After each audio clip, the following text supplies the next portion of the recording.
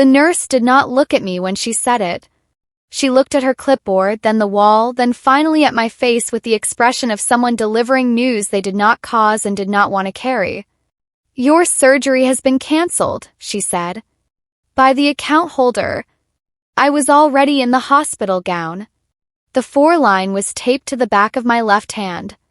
I had been awake since 4 in the morning, stomach empty because they said nothing after midnight, and my mind was finally calm because I had convinced myself this was the day the pain would be fixed. My right leg had been worsening for 7 months. The kind of pain that makes you walk differently in public so people do not ask questions. Kind that wakes you at 2 in the morning and just sits there without explanation. I had saved for this surgery for 11 months. Extra shifts, skipped holidays, more rice and eggs than I care to count. I had done everything right. I lay there with the 4 in my hand and the gown tied wrong at the back and tried to understand what account holder meant. There was only one person who had access to that account. My mother. Pain came back into my leg before the nurse even left the room. Not gradually, all at once, like it had been waiting just outside the door. My phone was dead. I had forgotten to charge it because anxiety had consumed all the space in my head the night before. I asked to borrow a charger and the nurse said she would return with one, and then she did not return. I sat on the edge of the bed in the gown, for still taped to my hand, listening to the ward sounds, patients being wheeled past, monitors beeping, a television down the hall. 2 orderlies passed my door and one glanced in with an expression I recognized immediately. It was the look people give when they assume you have done something to deserve your situation. I had not done anything. I had tried to care for my own body with money I had earned myself. The ward coordinator came in eventually and asked about discharge paperwork. I asked if she knew why the surgery had been cancelled. She hesitated for 1 beat too long before answering. Then she said quietly without meeting my eyes, "Your mother called this morning, about an hour before you arrived. My name is Celeste Harmon. I am 29 years old and I work as a shift supervisor at a logistics company called Marlowe Distribution, where I have been for 4 years. I do not make scenes. I do not shout or send messages I will regret. When things go wrong, I go quiet, I assess, and then I act. My mother's name is Yvonne Harmon. She is 56 and has been managing pieces of my life since I was old enough to earn money. The first time she canceled something of mine, I was 19, a driving lesson I had booked and paid for myself. She said the instructor had a bad reputation. I believed her. This surgery was different. This was my body. I have a partial meniscus tear in my right knee from a fall at work 2 years ago. The company's insurance covered initial treatment but not the full repair. Through my deductible, I owed $4,200. I saved every cent over 11 months into a joint account my mother had helped me open 3 years earlier when I was between banks. That was the account she had called about. That was the account she had controlled without my full understanding since the day she offered to help. The first time my mother took control of my money, I did not recognize it as control. I was 23, freshly employed, and excited in the way you are before life teaches you who to be careful with. She sat across from me at the kitchen table and said she wanted to help me save properly. She said I was impulsive, maybe she was right at the time, and that if she helped manage my savings account, she could protect me from spending on things I would regret. She used the word protect several times.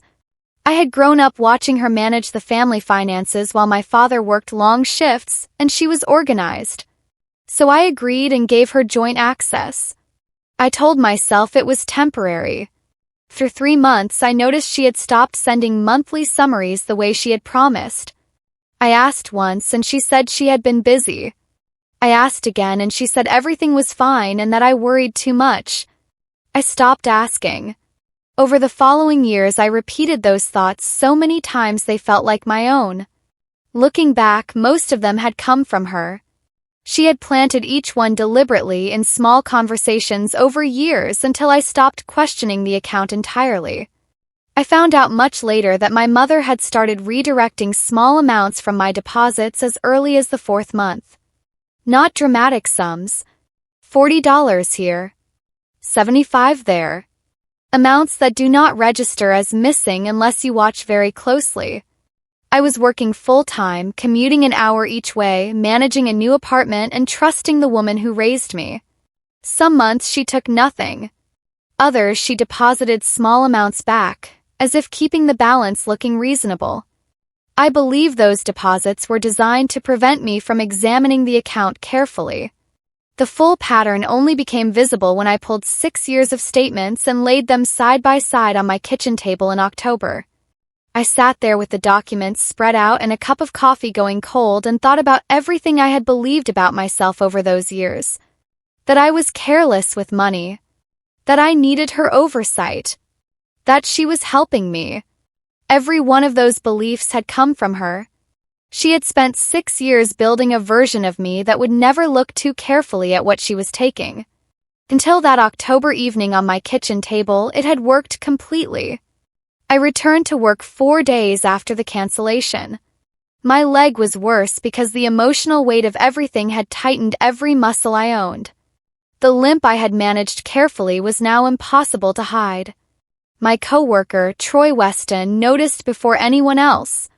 He noticed because he looked for weaknesses the way some people look for exits, automatically storing information for later. He was by the scheduling board when I walked in and made a comment about my walk in a voice loud enough for 3 people nearby to hear. He called it my dramatic entrance. He said I looked like I was really committing to the injury story. The room went quiet and then 2 people laughed, the uncomfortable kind that comes when something lands crueler than funny and nobody wants to say so. My manager, Leon Pruitt, stood near the coffee machine. He did not tell Troy to stop. He did not look uncomfortable. He glanced briefly at me, then back at his mug, and made a small sound close enough to a laugh to count as 1. I straightened my back and walked to my locker. Said nothing.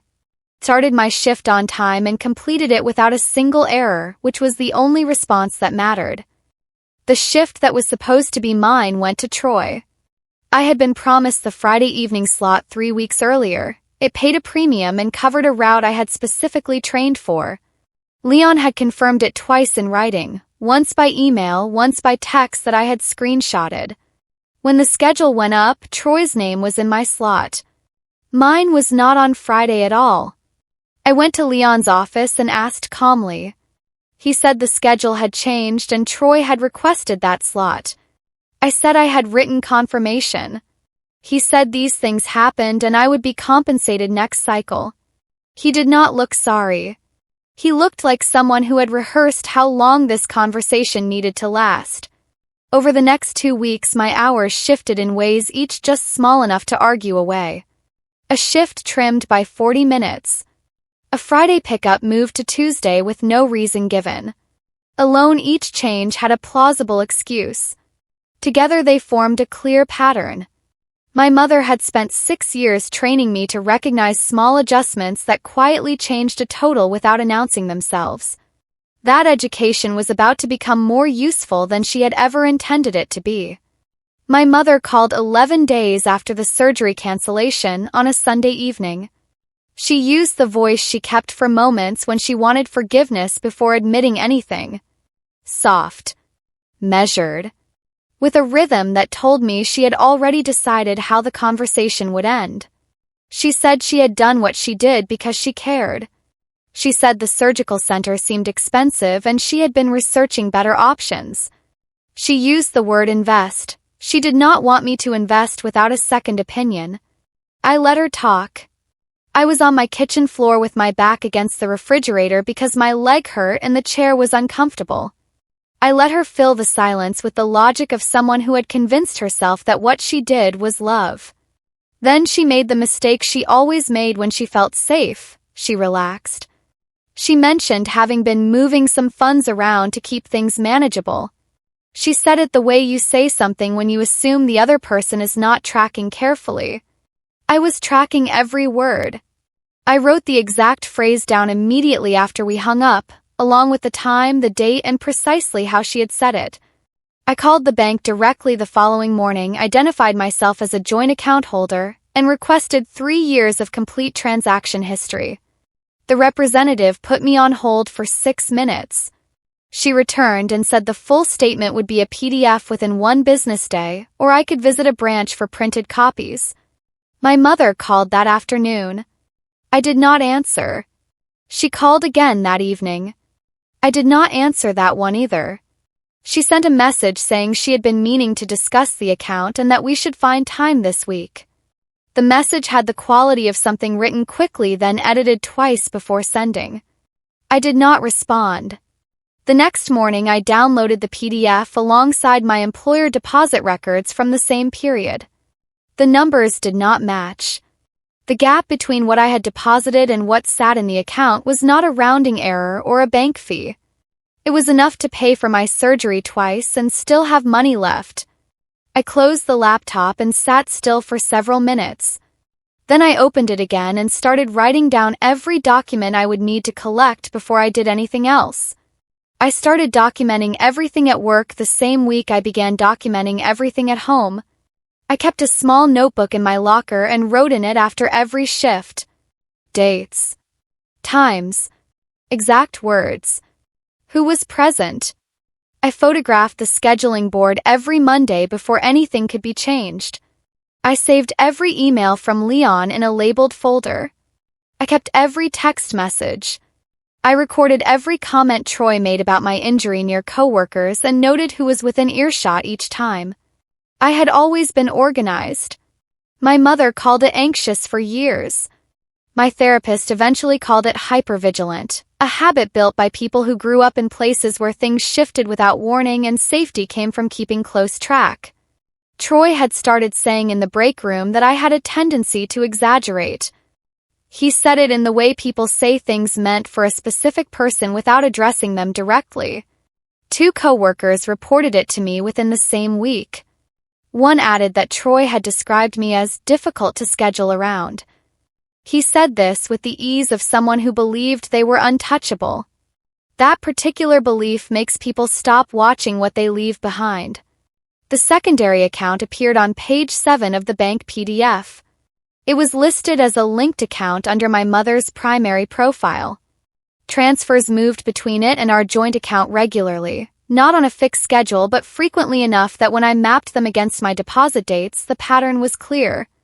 Money moved within days of my paycheck clearing each month. Amounts varied, $60 one month, $200 the next. In September of the previous year, $940 in a single transfer. I sat with those figures for a long time. The account was in my mother's name only.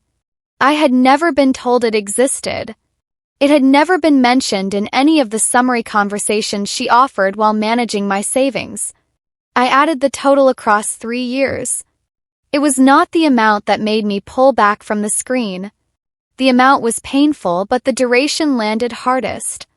3 years of steady transfers. 3 years of watching me skip vacations and eat carefully because I was saving towards something important. She had watched all of it. She had told me to keep saving at Christmas while knowing exactly where part of my deposits went each month. The balance in that account was higher than my surgery cost. Leon's public praise of Troy came up in a conversation I was not supposed to hear. I was in the back corridor by the supply room when I noticed Leon's office door was slightly open. He was on the phone telling someone that Troy had really stepped up during the recent coverage gap. He said Troy had managed my route professionally. He used the phrase seamless transition. I stood in the corridor and processed it. A manager describing my canceled surgery as a coverage gap and framing my coworkers' filling of my schedule as a professional achievement. Picture had been forming for weeks. That corridor moment was when it sharpened into something clear. Troy had been positioned before the cancellation was official. The speed with which he moved into my schedule was not coincidental. I did not know yet whether Leon had spoken with my mother directly or had simply moved fast when an opening appeared. What I knew was this: a manager had pre-positioned a replacement using my surgery date as the planning point. That was now a fact. And every fact I had was going into my folder before I said a single word to anyone about what I intended to do next. I moved my direct deposit on a Wednesday. The week before, I had opened a new account at a different bank my mother had no connection to in a branch 20 minutes away. I told nobody. I updated payroll through the HR portal at 11:15. Confirmation arrived at 11:22. My mother called at 9:47 that evening. Not about my leg. Not about my week. Her first words were a question about whether something had changed with my banking because she had been checking in and noticed something looked different. Her voice had none of the softness from the Sunday call. There was a tightness I had heard before, at specific moments when I had disrupted a plan she had not told me about. She asked me to call the bank and check for a system error. I told her I would look into it. I did not look into it. I set the phone face down and sat with the specific clarity that arrives when you stop hoping you were wrong about something and accept that you were right. She had been monitoring that account the way a person monitors something they consider entirely theirs. Not the way a mother monitors something she set up as a favor for someone she loves. 3 weeks after I moved my direct deposit, my mother arranged a family dinner. She invited my Aunt Patricia, my Uncle Ray, and my 2 cousins. She cooked from scratch, the kind of effort that signals she wanted a room watching her. She mentioned my knee twice before everyone sat down. She described the cancelled surgery as a miscommunication, a cautious decision made out of concern. My Aunt Patricia said it was hard when family tried to protect each other and things got misread. I sat at the table and watched the room absorb her version without question. I said nothing to contradict her. I had learned that challenging her in front of family produced sympathy for her and made me look unstable. I was not going to be reactive. I smiled when appropriate, helped clear the dishes, and said goodbye at the door. In my bag I had the folder with the printed bank statements. I had already decided that when the moment came I would not need to perform anything. I would not need to argue. The documents would speak clearly and permanently in a way that no amount of careful framing on her part could answer or undo. Shar scheduled what they called a performance check-in for a Thursday morning in November. Calendar invite came from a woman named Sylvia Okafor and described it as a routine touchpoint for staff with recent schedule adjustments. I knew it was not routine. Something had entered the HR process and I was the subject of it. I arrived 7 minutes early. My folder contained the written confirmation of my shift from Leon, screenshots of his text, a dated log of every schedule change over 6 weeks, the names of 3 co-workers who had witnessed specific incidents, and a 1-page timeline written in plain, unemotional language covering every event in order. Sylvia was a careful professional who had not expected preparation. She had arrived with a general agenda and loose talking points. When I placed the first printed document on the table between us, I watched her expression adjust. Not dramatically, just the small shift professionals make when they realize the conversation ahead is not the one they prepared for. She picked it up and read carefully. She asked if I could leave the full folder for review.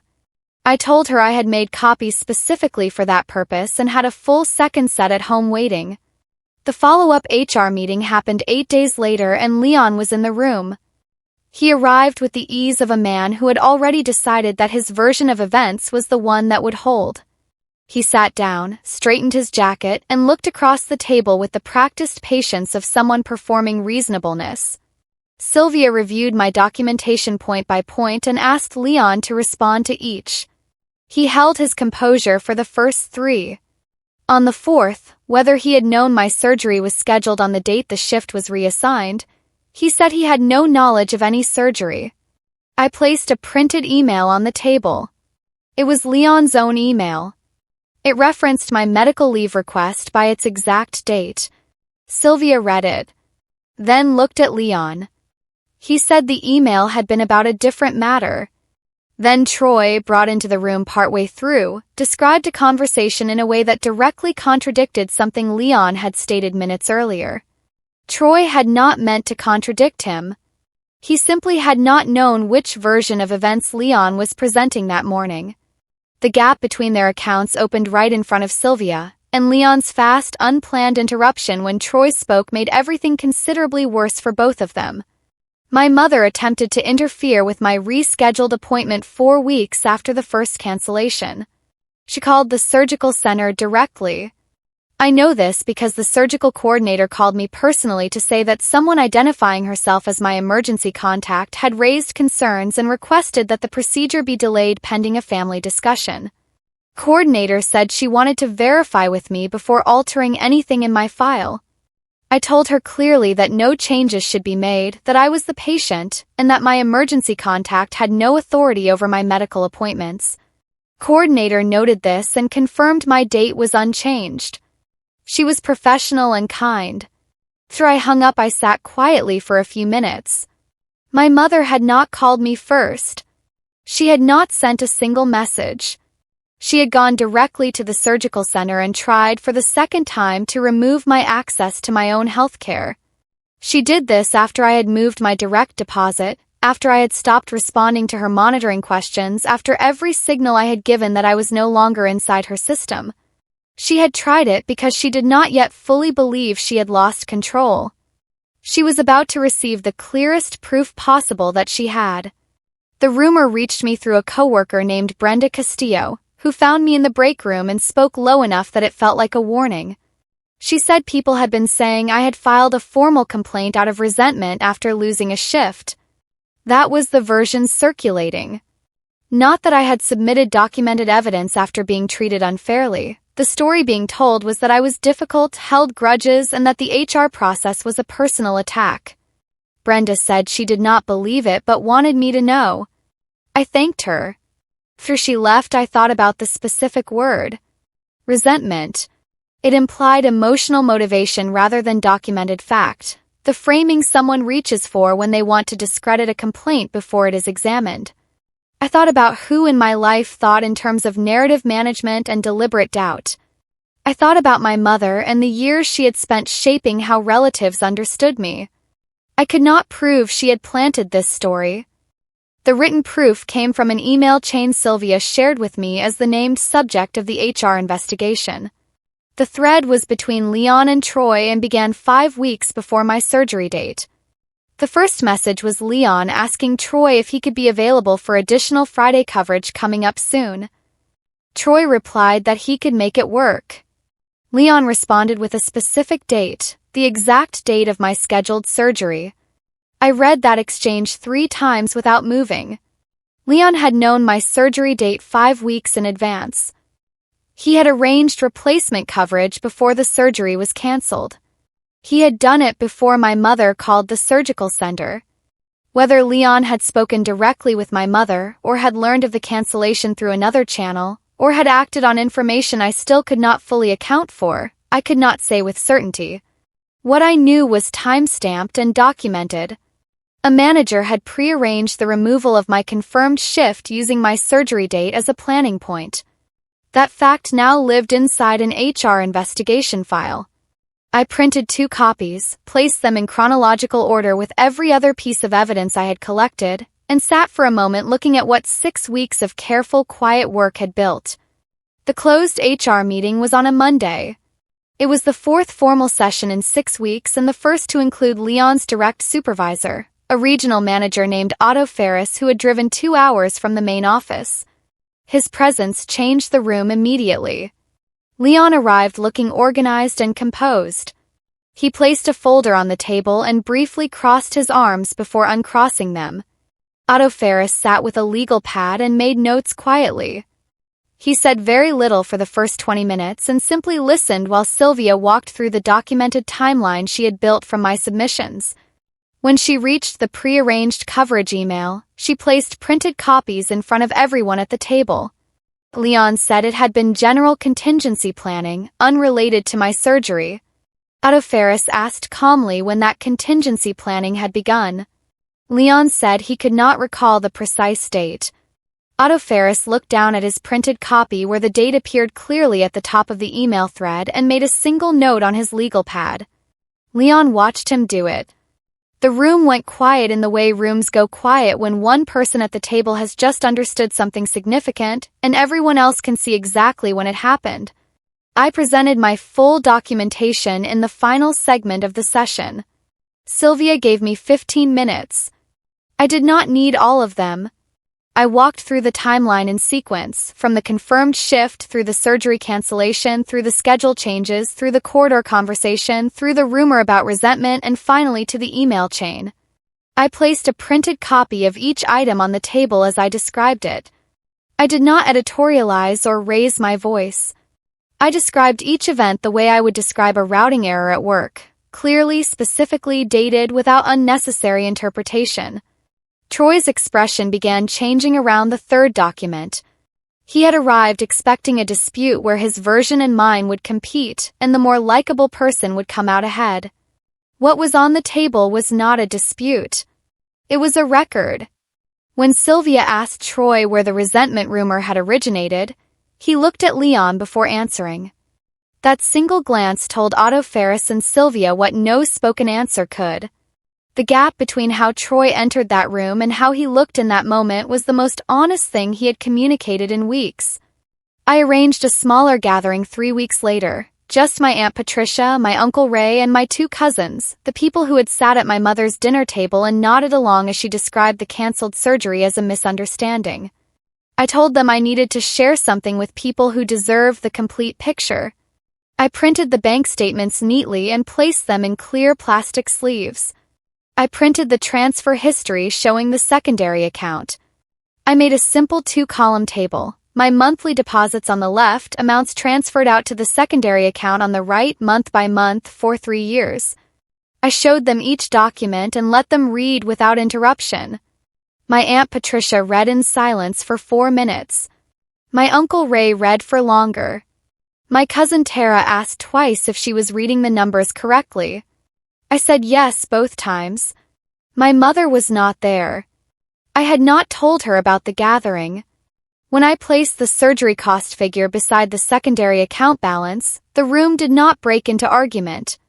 It went completely quiet.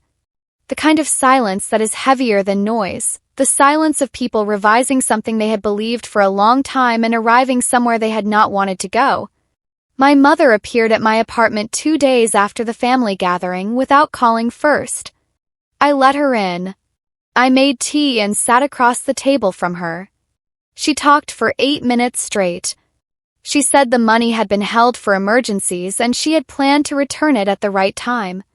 She said raising a child alone was expensive and that years of sacrifice, school fees, food, stability, deserved recognition. She used the word deserved and came back to it more than once. I sat across from her and thought about 11 months of extra shifts. I thought about the 4 taped to my left hand and the gown tied wrong at the back and the cold hospital room and the walk back to my car carrying a bag packed for a recovery I did not get to have. I thought about sitting on my kitchen floor listening to her frame the theft of my savings as an act of love. I said nothing in response to any of it. When she left, my Aunt Patricia called and told me my mother had reached out after the gathering. Patricia had told her the family needed time. She said something had shifted in that room. The word she used was completely. The HR outcome arrived in writing on a Friday morning. Leon Pruitt was placed on a formal performance review with a monitoring period. Troy Weston lost his senior shift position and was moved to a junior scheduling tier. The investigation found sufficient documented evidence of coordinated schedule manipulation and a management failure of responsibility. I was reinstated to my confirmed shift with back pay for every adjusted hour and a written acknowledgement that my submission had been substantiated. I read the letter at my kitchen table with my second coffee and filed it with everything else. My mother lost access to the joint account 2 weeks later when the bank completed my removal request, a process I had started the same morning I moved my direct deposit. She lost the family's trust the same week I showed them the statements. Both losses came within the same month, which I had not planned. It was simply what happens when documentation becomes visible to everyone who needed to see it after years of being buried under a carefully maintained alternative story. My rescheduled surgery was confirmed for the following Thursday. I packed my bag carefully. Phone charger at the top. Identification in the front pocket. Nothing left to anyone else to manage. I woke from the surgery to sunlight on the wall above my bed. Not dramatic sunlight, The ordinary kind that comes through a hospital window in the late afternoon when the anesthetic has mostly cleared and the pain is still managed, and the air carries that quality belonging to the first moments on the other side of something you feared. My phone was charged. There were messages from my Aunt Patricia, from my cousin Tara, from Brenda Castillo, who simply wrote that she was glad I had come through. There was no message from my mother. That absence had stopped hurting sometime during the weeks of bank statements and HR folders and quiet work at my kitchen table. It had become a fact. A distance I could measure and move around without breaking. The new role I had applied for at Marlowe Distribution, a senior operations coordinator 2 grades above mine, had been approved while I was in surgery. The email arrived at 2:47. I read it in a hospital bed with my knee braced and in 4 I had chosen and consented to in my arm. I did not win by destroying anyone. I won by choosing myself. And I was building, carefully and permanently, a life where nobody would ever cancel me again.